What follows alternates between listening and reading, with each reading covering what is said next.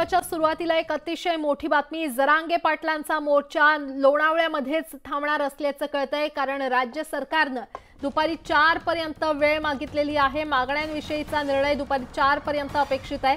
सकारात्मक निर्णयाचं सरकारकडून वचन देण्यात आलेलं आहे आणि लोणावळ्यामध्ये आता गुलाल उधळून मोर्चाची सांगता होणार का, याकडे सगळ्यांचं लक्ष लागलेलं आहे। कारण मुंबईमध्ये येण्याआधीच रोखल्याचा सरकारचा दावा असं सूत्रांकडून माहिती मिळते। जरांगे पाटलांचा मोर्चा आता लोणावळ्यामध्येच थांबणार का, याकडे देखील लक्ष लागलंय, कारण राज्य सरकारनं दुपारी 4 पर्यंत वेळ मागितलेली आहे। मागण्यांविषयीचा निर्णय दुपारी 4 पर्यंत अपेक्षित आहे।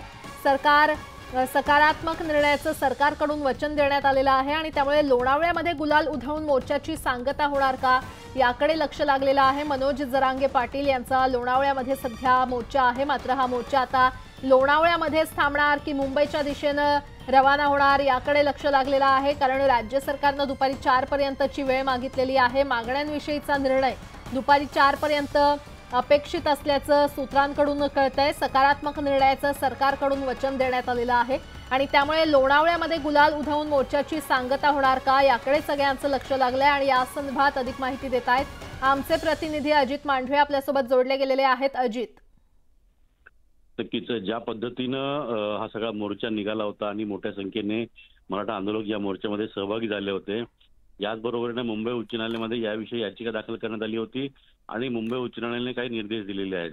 पण आता जी माहिती येते त्यानुसार ही आता दिवसभरातली सगळ्यात मोठी बातमी आहे ती म्हणजे जरांगे पाटील आणि त्यांची कोर कमिटी जी आहे त्यांची बैठक झाली।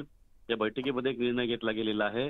सरकारकडून त्यांना सकारात्मक उत्तर आलेलं आहे आणि त्या सकारात्मक उत्तराचं सरकारी दस्तावेज तयार होण्याकरता साधारणपणे दुपारी 4 पर्यंतची वेळ जी आहे ती दिली गेलेली आहे।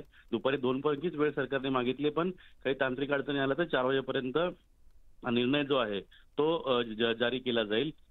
याविषयी एक चर्चा झाली होती आणि त्यानुसार लोणावळ्यामध्येच आम्ही गुलाल उधळू आणि आम्हाला आमच्या मागण्यांना, आमच्या मोर्चांना, आमच्या आंदोलनाला, आमच्या उपोषणाला यश आलं, यामुळे आम्ही लोणावळ्यामध्ये थांबू आणि तिथेच गुलाल उधळू, अशा पद्धतीची भूमिका जी आहे ती आता जे आंदोलन करतात त्यांनी घेतलेली आहे।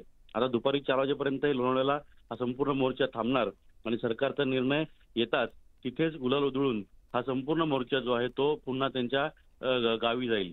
आणि ज्या पद्धतीनं जरांगे पाटील यांनी विश्वास व्यक्त केलेला आहे किंवा त्यांच्या जवळच्या व्यक्तींनी विश्वास व्यक्त केलेला आहे की सरकारने अतिशय सकारात्मक पाऊल उचललेलं आहे आणि ज्या पद्धतीनं सरकारने आम्हाला आश्वासन दिलेलं आहे त्याची निर्णय होण्याची प्रक्रिया जी आहे ती थोडी वेळ लागतो, त्यामुळे दुपारी 4 पर्यंतची वेळ जी आहे ती दिली गेलेली आहे।